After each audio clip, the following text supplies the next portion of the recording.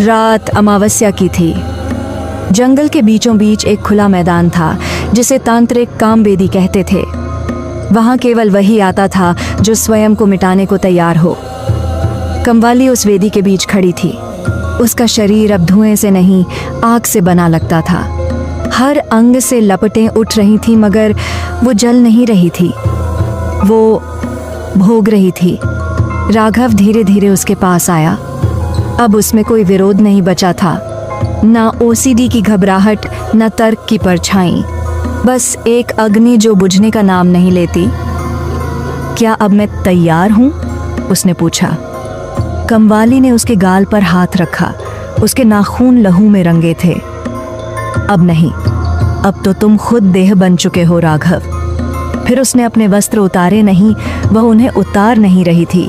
वे स्वयं गिरते चले गए, जैसे वायु ने उन्हें चुरा लिया हो। उसके शरीर पर भस्म के चित्र थे, त्रिकोण, योनि चक्र और एक तीसरी आंख जो उसकी नाभि पर बनी थी। कमवाली ने कहा, मैं अब केवल स्त्री नहीं, मैं तंत्र का दानव हूं। जो भी मुझे छुएगा वो कभी पहले जैसा नहीं रहेगा। राघव ने अपना वस्त्र उतार फेंका। उसकी सांसें भारी, आंखें नशीली और देह तपती हुई। दोनों एक दूसरे में ऐसे समा गए जैसे दो लपटें एक ही ज्योति में बदल जाती हैं। वो सेक्स नहीं था, वो एक यज्ञ था। हर स्पर्श एक मंत्र, हर चुंबन एक बलि और हर चीख एक सिद्धि। कमवाली की आंखें चमकने लगीं। उसके भीतर की तंत्र शक्ति अब जाग चुकी थी।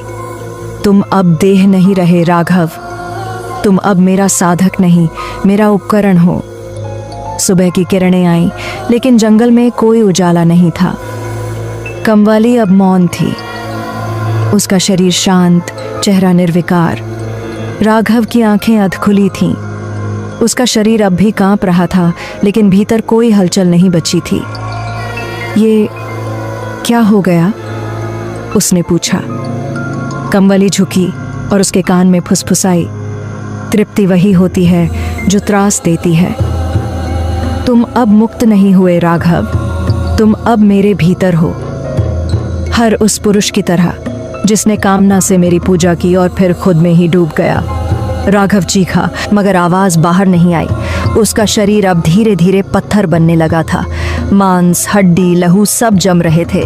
कमवाली मुस्कुराई। हर तंत्र को एक मूर्ति चाहिए होती है। तुम अब अगले साधक के इंतजार की मूर्ति हो।